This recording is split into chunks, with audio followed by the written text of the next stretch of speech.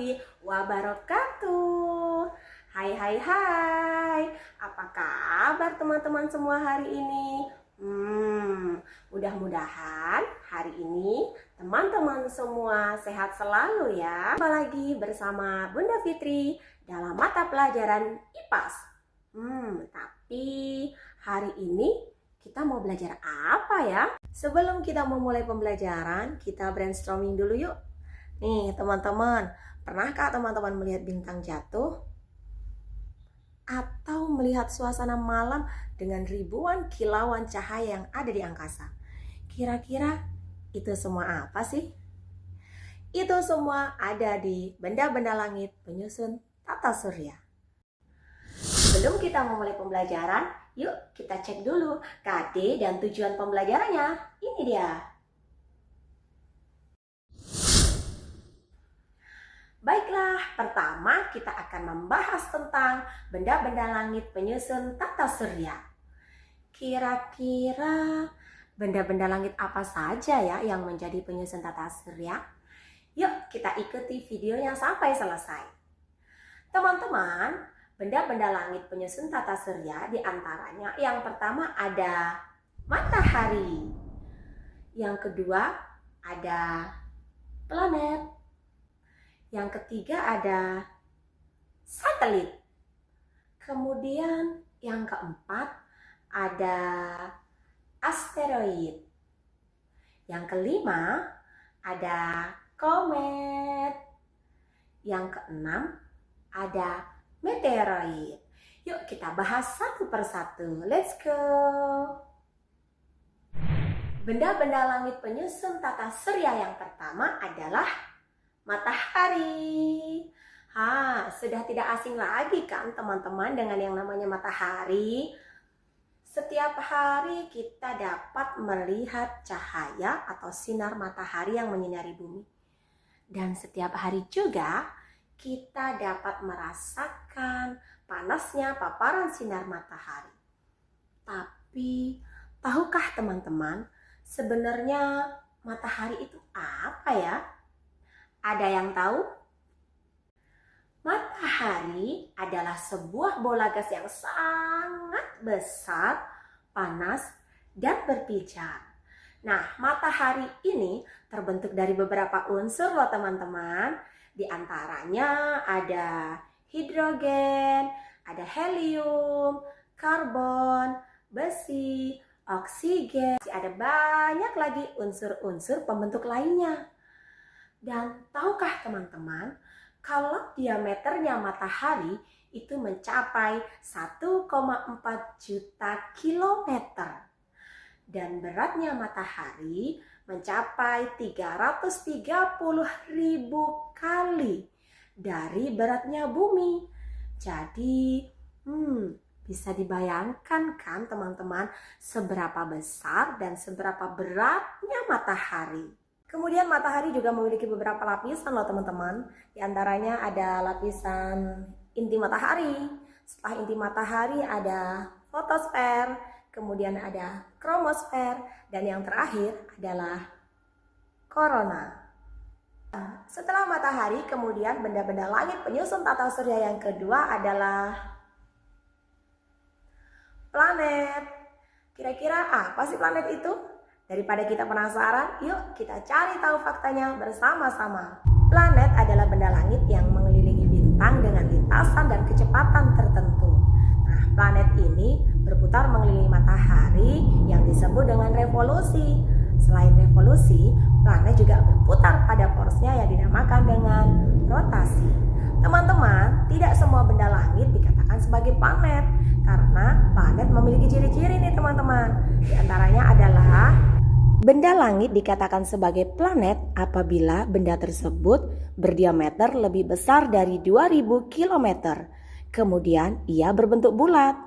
Selanjutnya, dia dikatakan planet apabila memiliki orbit mengelilingi matahari yang tidak memotong dengan orbit planet lain.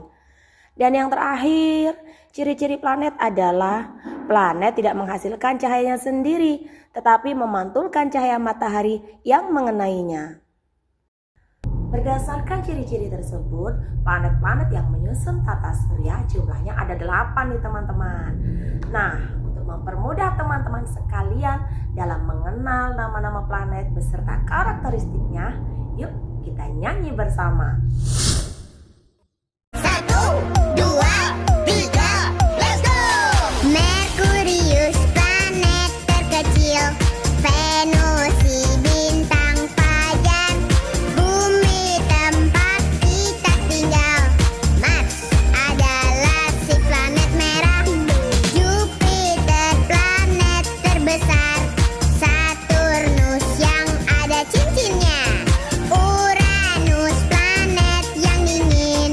Neptunus, planet terluar. Gimana nih teman-teman? Lagu tersebut dapat membantu teman-teman untuk menghafalkan nama-nama planet beserta ciri khasnya. Gimana? Mudah kan? Selanjutnya, yuk kita bahas planet-planet tersebut satu persatu. Let's go! Yang pertama adalah Merkurius. Nah, Merkurius ini adalah planet yang terkecil dalam susunan tata surya.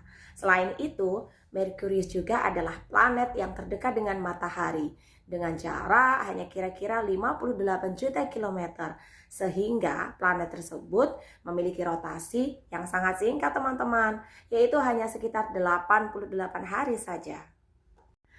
Planet yang kedua adalah Venus. Nah, Venus ini adalah planet yang seolah-olah memiliki cahaya yang paling terang. Sehingga Venus ini disebut dengan bintang kejora. Yang ketiga adalah planet Bumi. Nah, planet Bumi ini teman-teman adalah satu-satunya planet yang dapat dihuni oleh makhluk hidup. Suhunya kisaran antara minus 88 derajat Celcius hingga 57 derajat Celcius, memungkinkan makhluk hidup untuk tinggal di dalamnya. Nah, bumi ini memiliki sebuah gaya, yaitu gaya gravitasi, sehingga apapun yang ada di permukaan bumi tidak akan terjatuh teman-teman. Yang keempat adalah Mars. Nah, Mars ini dikenal dengan sebutan si planet merah. Selain Mars, ada lagi nih teman-teman, planet yang memiliki julukan sebagai planet yang terbesar dalam susunan tata surya. Planet apa ya? Ya, benar sekali. Dia adalah planet Jupiter, planet terbesar. Setelah Jupiter ada lagi nih teman-teman, planet yang memiliki cincin. Planet apakah dia?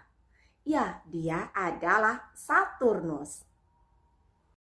Dua planet terakhir lainnya adalah planet yang paling dingin dalam susunan tata surya. Dia adalah Uranus. Dan yang terakhir ada Neptunus, planet yang paling jauh dalam susunan tata surya. Ada beberapa pengelompokan planet dalam sistem tata surya nih teman-teman. Para ilmuwan mengelompokkan planet dengan 3 cara. Yang pertama adalah berdasarkan kedudukan bumi sebagai pembatas. Nah, dikenal dengan planet inferior dan superior. Nah, yang kedua adalah berdasarkan lintasan asteroid. Nah, kalau berdasarkan lintasan asteroid ini teman-teman, pembagian planet itu menjadi 2, yaitu ada planet dalam dan planet luar. Dan yang terakhir adalah pengelompokan berdasarkan komposisi bahan penyusunnya. Ada planet terestrial dan Jovian.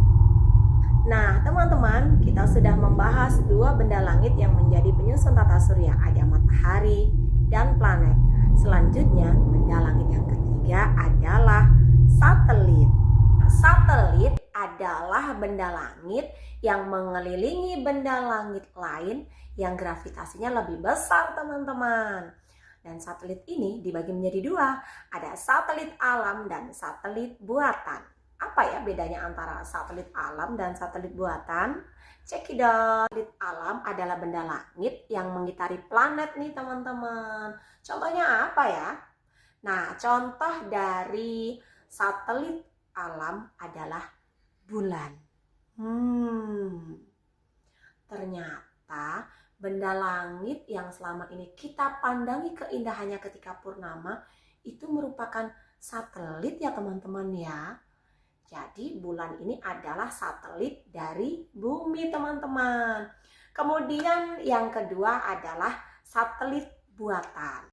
Kalau satelit buatan ini adalah satelit yang sengaja dibuat oleh manusia dan ditempatkan pada orbit tertentu untuk kepentingan tertentu nih teman-teman.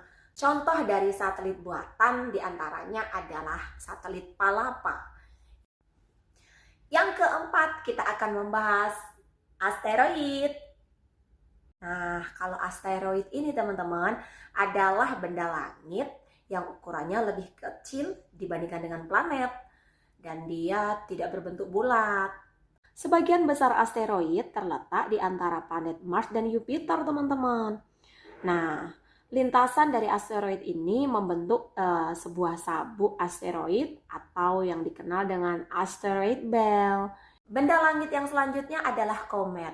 Apa itu komet? Nah, komet adalah benda langit yang terang dan memiliki ekor yang sangat panjang. Sebelum kita membahas tentang benda langit penyusun tata surya yang terakhir, kira-kira teman-teman ada yang pernah melihat bintang jatuh nggak ya? Sebenarnya bintang jatuh itu apa sih? Daripada penasaran, yuk kita cari faktanya bersama-sama. Benda langit yang menjadi penyusun tata surya yang terakhir adalah meteoroid. Meteoroid adalah benda langit yang berukuran kecil dengan lintasan yang tidak tetap. Meteoroid berasal dari serpihan asteroid atau komet yang terpecah. Nah, meteor yang masuk ke bumi akan bergesekan dengan atmosfer bumi sehingga tampak berpijar seperti bintang jatuh. Nah, inilah yang dinamakan dengan meteor atau yang sering kita sebut dengan bintang jatuh. Baiklah teman-teman semua, tadi kita sudah membahas tentang benda-benda langit yang menjadi penyusun tata surya. Tidaklah mungkin bagi matahari mengejar bulan, dan malam pun tidak dapat mendahului siang. Masing-masing akan beredar pada garisnya. Begitulah kuasa Tuhan dalam mengatur alam semesta beserta isinya. Usai sudah video pembelajaran kali ini, mudah-mudahan dapat dipahami dan dapat menjadi ilmu yang bermanfaat. Sampai jumpa di lain kesempatan, dan akhir kata, Assalamualaikum warahmatullahi wabarakatuh.